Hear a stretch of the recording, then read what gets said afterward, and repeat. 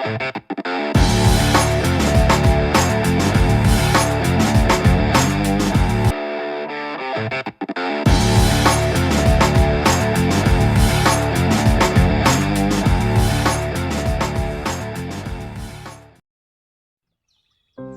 balik setiap langkah bangsa Indonesia, ada satu ideologi yang tak tergantikan. Pancasila, sebuah ideologi yang tidak hanya menjadi dasar negara, tetapi juga mencerminkan perjalanan panjang dan dinamis bangsa ini. Dari masa penjajahan, perjuangan kemerdekaan, hingga pembangunan bangsa, Pancasila hadir sebagai fondasi yang mengokohkan semangat persatuan dan keadilan. Kanku, ayo main Ki. Mau main apa? Main Pancasila 5 dasar Mi. Ayo ambil dah. 5 dasar.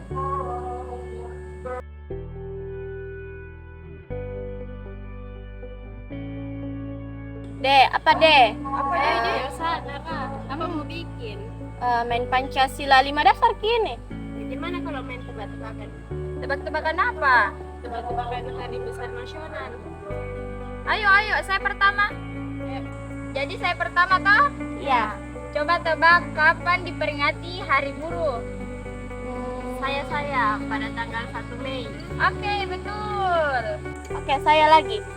Kapan diperingati hari lahirnya Pancasila? Oh, aku tahu, tanggal 1 Juni. Oke, betul. Ngomong-ngomong tentang hari lahirnya Pancasila, ada yang tahu bagaimana sejarahnya?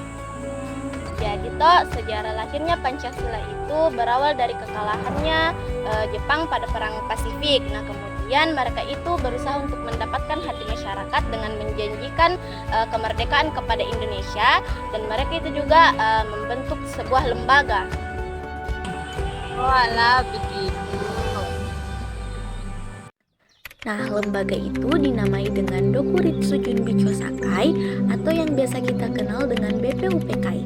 Nah, pada sidang pertamanya di tanggal 29 Mei 1945, para anggota membahas mengenai tema dasar negara. Setelah berjalan sekitar hampir 5 hari, kemudian pada tanggal 1 Juni 1945, Soekarno menyampaikan ide serta gagasannya terkait dasar negara Indonesia yang dinamai dengan Pancasila. Panca yang artinya 5, sedangkan sila artinya prinsip atau asas. Untuk menyempurnakan rumusan Pancasila dan membuat undang-undang dasar yang berlandaskan kelima asas tersebut, BPUPKI membentuk sebuah panitia yang disebut sebagai Panitia 9. Setelah melalui beberapa proses persidangan, Pancasila akhirnya dapat disahkan pada sidang PPKI tanggal 18 Agustus 1945. Pada sidang tersebut, disetujui bahwa Pancasila dicantumkan dalam Mukadimah Undang-Undang Dasar 1945 sebagai dasar negara Indonesia yang sah.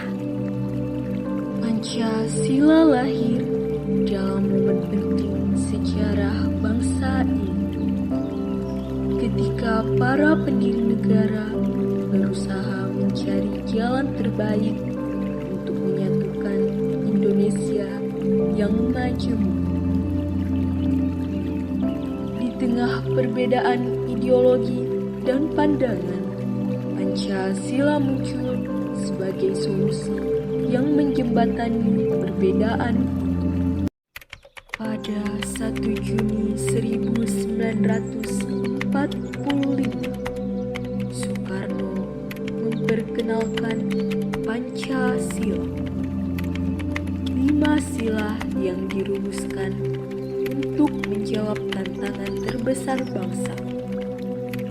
Bagaimana menyatukan lebih dari 17.000 pulau, 300 etnis, dan berbagai agama dalam satu kesatuan yang kokoh.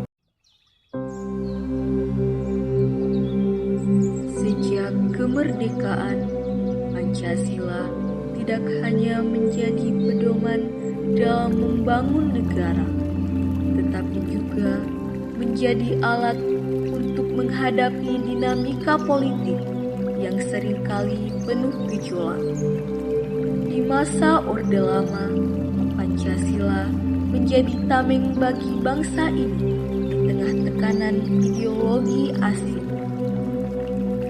Di era Orde Baru, Pancasila dijadikan dasar untuk mengarahkan pembangunan bangsa. Namun, di sisi lain, Pancasila juga digunakan sebagai alat kontrol politik yang menyebabkan penyimpangan dari nilai-nilai aslinya. Tetapi, ketika rakyat menuntut perubahan, Pancasila kembali menjadi harapan bagi rakyat untuk membangun demokrasi yang lebih sehat dan adil. Reformasi 1998 menjadi titik balik bagi Pancasila untuk kembali pada makna sejatinya.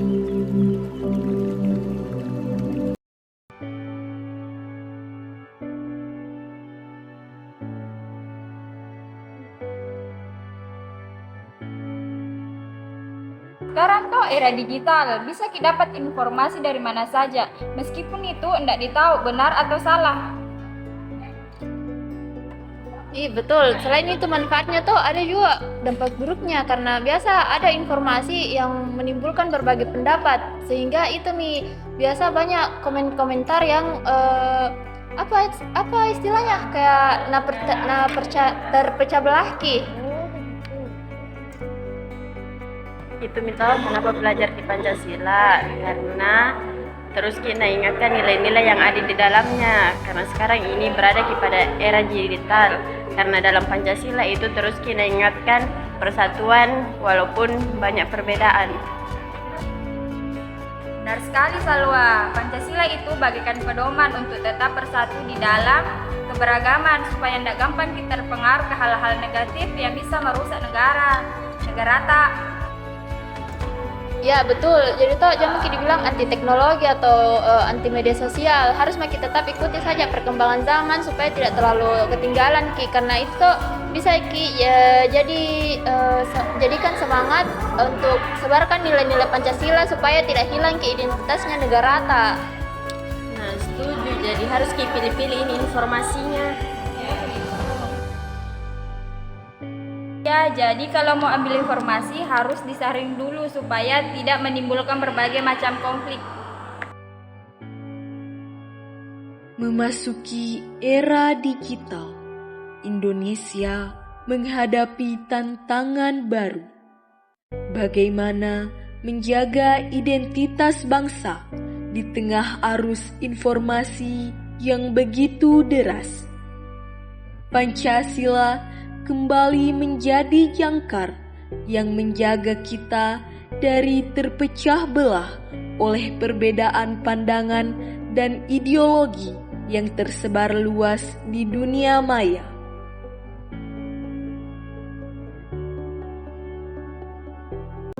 Pancasila bukan hanya milik masa lalu, tetapi juga panduan untuk masa depan. Dalam setiap tantangan, Pancasila hadir sebagai kekuatan yang menyatukan, mengokohkan, dan memandu bangsa ini. Dan kini, saat kita melangkah maju, Pancasila akan terus menjadi penuntun dalam arus sejarah yang tak pernah berhenti, menjaga Indonesia tetap utuh, adil, dan berdaulat.